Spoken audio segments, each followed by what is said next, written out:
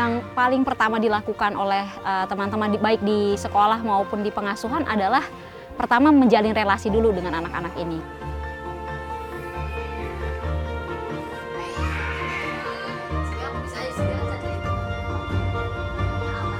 Kalau kami sendiri merasa burnout, pastinya kami tidak bisa melayani anak-anak dengan maksimal. Kami tidak bisa memberikan pelayanan-pelayanan kepada anak-anak itu dengan senang hati.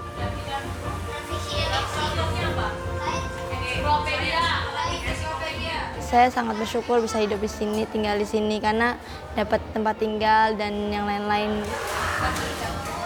Juga bisa buat saya menggali lagi dalam bakat saya.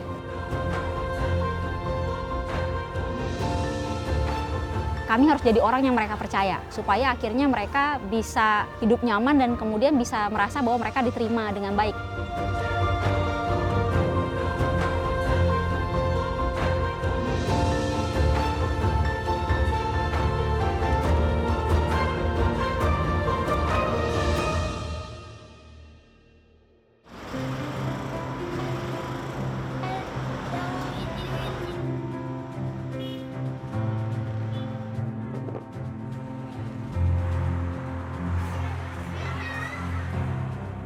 Di tengah dinamika kehidupan perkotaan, banyak anak marginal yang terpinggirkan dari akses pendidikan.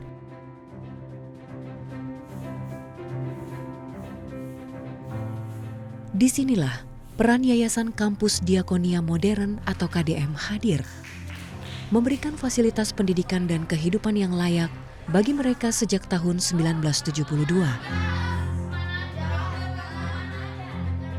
Jadi Pak Lumi, founder kami, salah satu dari founder kami, ketika dia lulus dia melihat ada banyak permasalahan tentang orang-orang zaman itu, pemulung yang ada di jalan.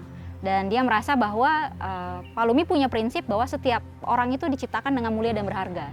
Tapi ada orang-orang yang harus menghabiskan hidupnya di jalan dan kemudian kehilangan martabatnya. Jadi Pak Lumi ingin membuat sebuah program di mana orang-orang ini kemudian bisa menyadari kalau mereka sebenarnya mulia dan berharga. Jadi dia mengumpulkan orang-orang ini untuk bisa diberi penguatan, jadi diberikan skill supaya akhirnya bisa keluar dari jalanan.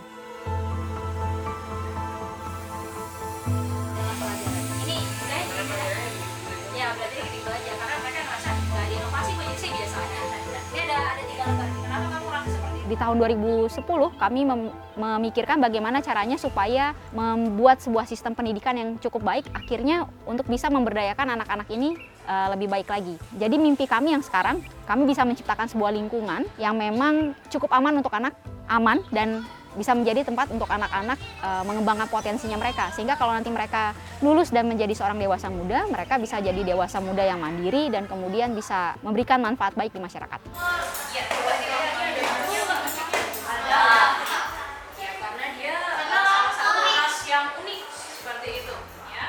Di KDM, anak-anak mendapatkan pendidikan formal dan non-formal, pelatihan keterampilan dan berbagai kegiatan yang merangsang kreativitas mereka.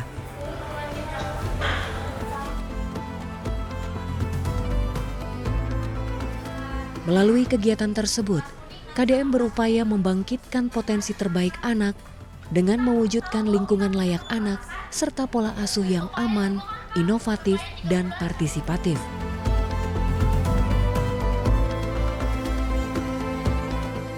Saat ini ada sekitar 38 anak yang tinggal di asrama KDM. KDM merancang program pendidikan seinklusif mungkin sesuai perkembangan dan kemampuan anak. Kalau di KDM, karena memang betul tadi kami memiliki anak-anak dari berbagai macam latar belakang yang tidak semuanya punya standar yang sama, nggak pernah dari TK, ada yang tidak pernah sekolah sama sekali umurnya 13 tahun.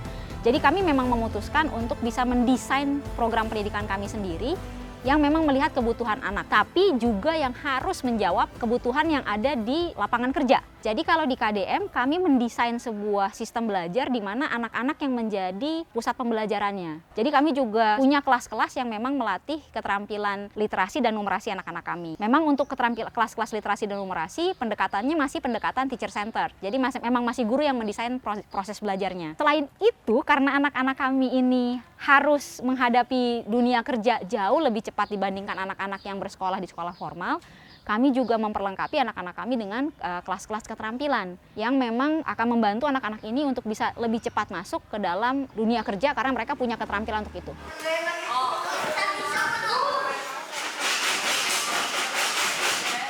Selain itu juga kami menekankan juga anak-anak, kami mendorong anak-anak untuk bisa aktif di kegiatan ekstrakurikuler. Kenapa seperti itu? Karena memang buat kami hidup seimbang gitu ya, belajar di kelas dan juga memiliki kegiatan ekstrakurikuler, bisa berolahraga dan juga bisa berkarya lewat musik itu juga penting. Dan kami mendorong anak-anak kami yang ikut di ekstrakurikuler juga untuk bisa masuk ke kompetisi-kompetisi atau performance supaya mereka punya daftar prestasi di situ. Jika saya bisa menghabiskan 1 hari penuh untuk menjadi seekor hewan, hewan apa yang ingin saya pilih? Nama saya Noventari Siswanti, umur saya 15 tahun. Saya berada di sini sejak tahun 2020. Sebenarnya waktu saya kecil, saya udah pernah di sini 2017-an, sekitar 2017-an. Saya punya adik saya kecil tuh sakit, jadi saya dititipin ke sini sementara sama kakak-kakak saya yang lain. Habis itu diambil lagi karena adik saya udah sembuh, saya diambil lagi. Masuk lagi di 2020 itu karena waktu itu kan mama udah nggak ada. Ayah juga udah nikah lagi.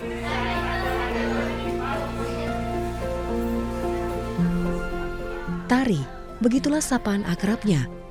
Merasa beruntung bisa tinggal dan menempuh pendidikan di KDM. KDM menjadi rumah baru baginya. Di sini, Tari menemukan kehangatan keluarga. Saya mau tetap tinggal sini tuh karena pertama saya bisa ngasah bakat saya tahu bakat saya apa. Terus juga tempatnya banyak, bisa tidur di sini, sekolah di sini tanpa mengeluarkan biaya. Saya bisa dapat kasih sayang dari orang tua yang mungkin dari kecil saya nggak dapat kasih sayang karena dari kecil mama udah nggak ada. Jadi karena saya kesini, saya bisa dapetin rasa kasih sayang, terus gimana rasanya diperhatiin, terus juga dapat tempat tinggal yang layak. Saya dapat bersekolah karena waktu kecil saya nggak pernah sekolah.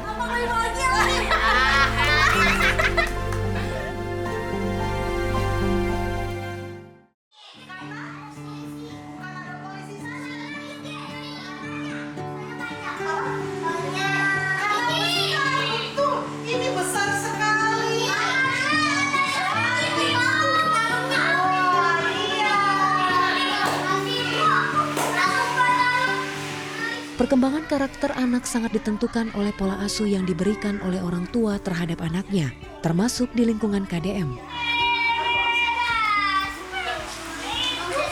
Peran pendidik sekaligus pengasuh sebagai pengganti orang tua kandung menjadi tolak ukur akan keberhasilan pengajaran yang dilakukan.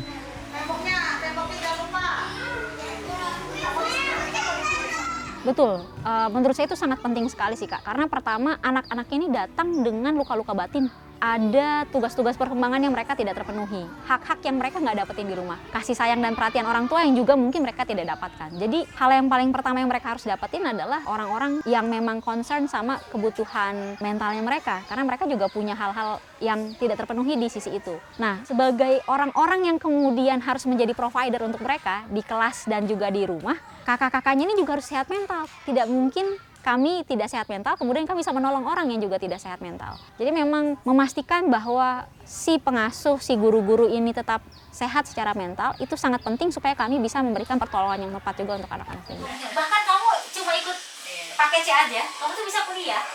Selama memang kamu mempersiapkan diri kamu untuk masuk kuliah dengan baik. Ada alasannya sih aku mau SMA ini. Karena pertama yang kalau masuk SMA ada banyak opsi. Jadi memang di awal-awal ketika kami menerima anak baru, kami tidak pernah setting ekspektasi banyak untuk anak-anak ini di dalam kelas. Kami tidak pernah berharap bahwa anak yang masuk kelas itu langsung bisa mengikuti seluruh peraturan, langsung bisa aktif di kelas kayak gitu. Kelas merah, apa lagi? Kami akan menjaga ketenangan agar dapat membaca. Sip, yang terakhir. Jadi memang benar-benar gurunya tuh biasanya kasih perhatian khusus dulu untuk anak ini selama mereka baru masuk berada di KDM.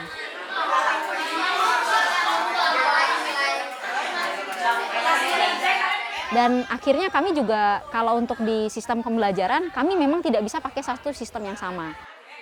Jadi dalam satu kelas itu biasanya kami punya 2 atau 3 lapis grouping yang kecil kayak gitu. Jadi Memang harus dilihat nih anaknya butuhnya apa, kemudian apa yang bisa kami lakukan untuk membantu anak itu belajar dan bertumbuh.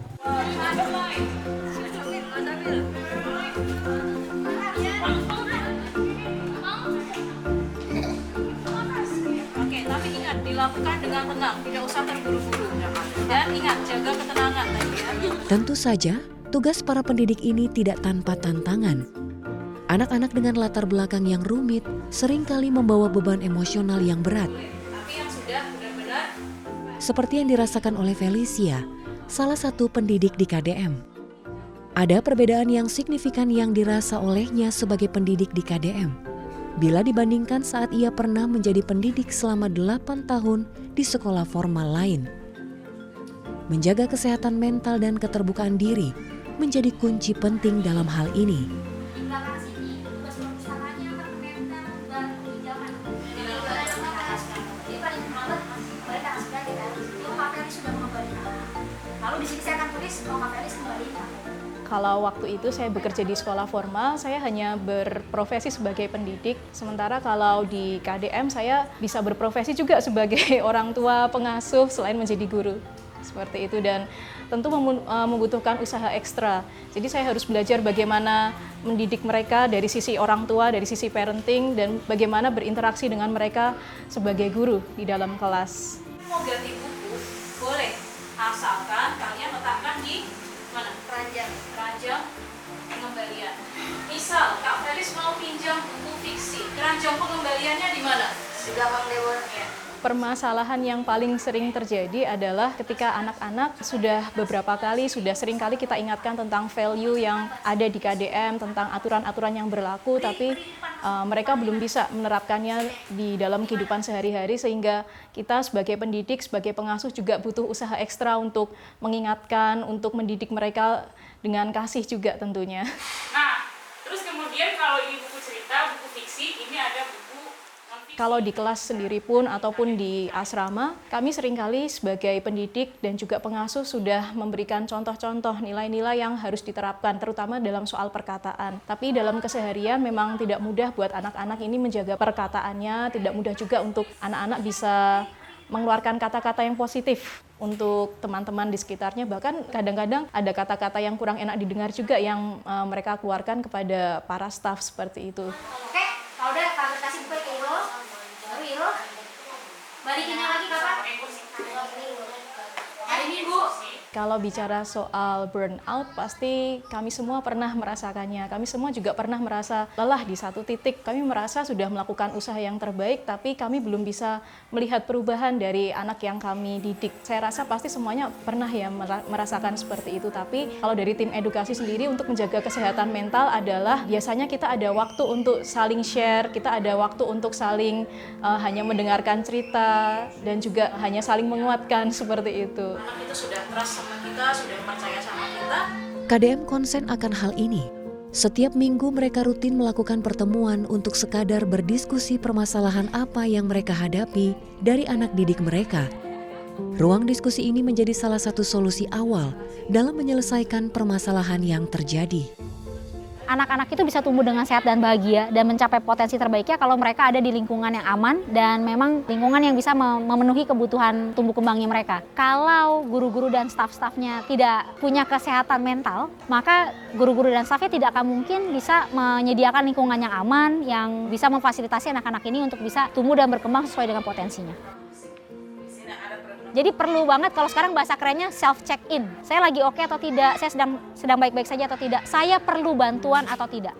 Karena ada yang memang tipikalnya saya merasa bahwa saya harus menyelesaikan dulu sendiri baru saya minta tolong. Jadi memang tidak perlu langsung diintervensi, tapi ada juga yang memang merasa bahwa saya langsung perlu harus cerita seperti itu. Selain itu harus tahu juga kemana saya harus mengakses. Jangan sampai juga ketika misalnya kita meminta bantuan, tapi justru ketika kita meminta bantuan ke tempat yang salah justru menjadi lebih rumit karena tidak mendapatkan support yang kita harapkan. Harus punya awareness apakah teman saya ini cukup disupport di dalam tim atau memang sudah perlu direkomendasikan untuk pergi ke meminta bantuan profesional. Karena sebagai tim kita juga perlu tahu kapasitas kita adalah bukan profesional kayak gitu. Jadi memang ada hal-hal yang memang lebih efektif kalau psikolog atau konselor yang memang membantu teman yang memang sedang mengalami permasalahan kesejahteraan mental.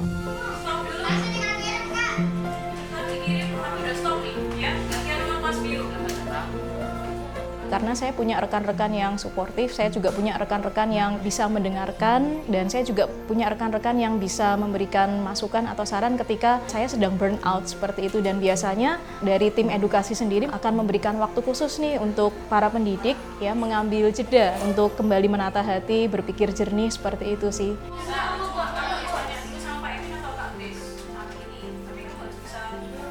Pasti butuh keterbukaan ya, keterbukaan tentang kondisi kita, jangan ragu untuk sharing dengan kawan kerja, jangan ragu juga untuk menceritakan apa yang menjadi kesulitan kita, jangan ragu juga untuk berani menceritakan apa yang terjadi di dalam kelas sejujur-jujurnya, supaya rekan kerja bisa memberikan masukan atau solusi, seperti itu sih.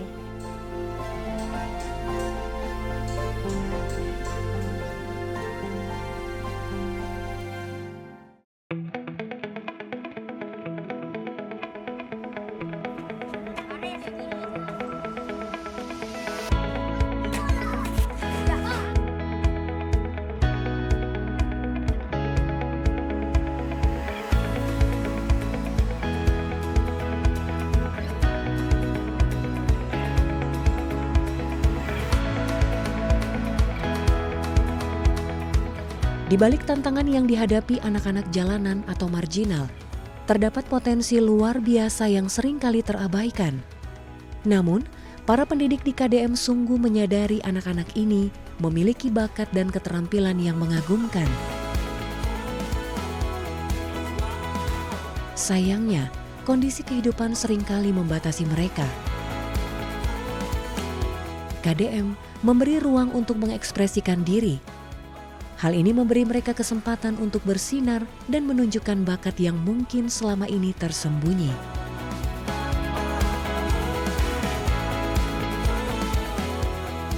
Kalau di KDM kami tidak lagi, ketika mereka sudah bergabung di KDM, kami tidak lagi memandang mereka sebagai anak-anak marginal atau anak-anak jalanan. Karena buat kami mereka semua sama-sama anak yang punya potensi sama besarnya dengan semua anak lain. Hanya saja mereka mungkin tidak dapat kesempatan yang sama seperti atau dukungan yang sama seperti anak-anak yang tinggal di luar Yayasan KDM.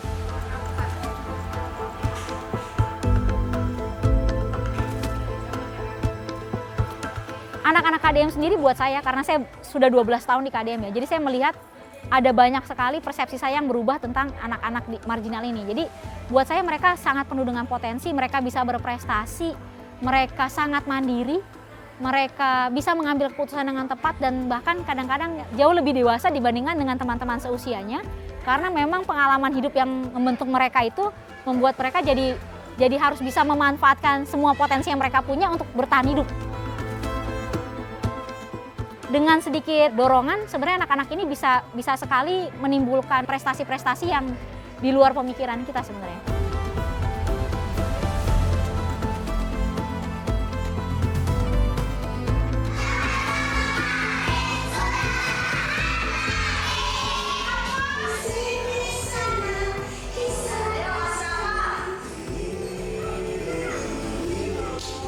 Ya, saya sangat yakin bahwa setiap mereka ini berharga, setiap mereka juga punya hak untuk mengembangkan apa yang menjadi potensi mereka dan mendapatkan pendidikan yang terbaik, termasuk mendapatkan fasilitator-fasilitator yang baik juga.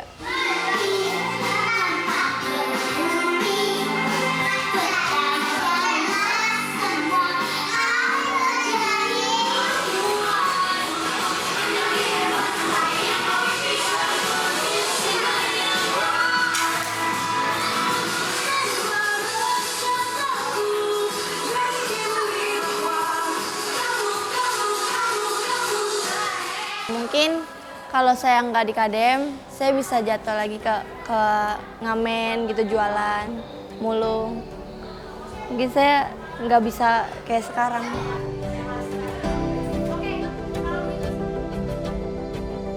Buat KDM, saya ngucapin terima kasih banyak udah mau nampung atau nerima saya di sini.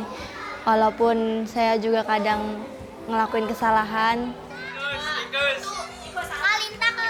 KDM juga mengubah hidup saya juga lebih baik dari yang sebelumnya. Mungkin kalau saya nggak di sini, saya masih di jalan, masih ngamen.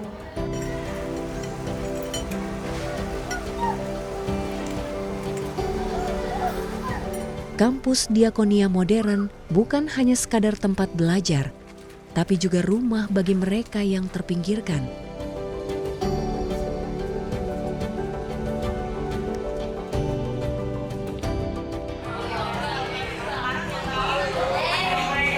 Dengan dedikasi tanpa henti dari para pendidik, yayasan ini terus memberikan harapan bagi masa depan anak-anak marginal di Indonesia.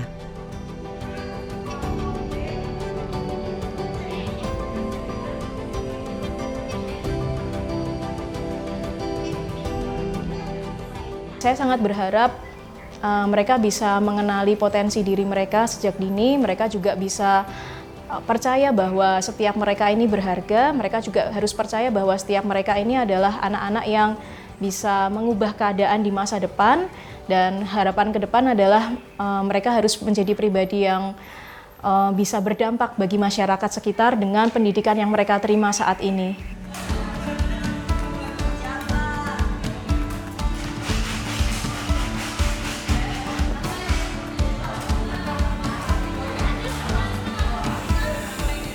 Kalau pesan saya sih untuk teman-teman pengajar dan juga pengasuh dimanapun berada, apapun latar belakang anak yang dilayani adalah teman-teman tetap semangat karena pekerjaan yang teman-teman lakukan sekarang itu adalah investasi besar untuk masa depan. Dan kalau teman-teman mau investasi dengan baik untuk masa depan, jangan lupa untuk investasi untuk diri sendiri.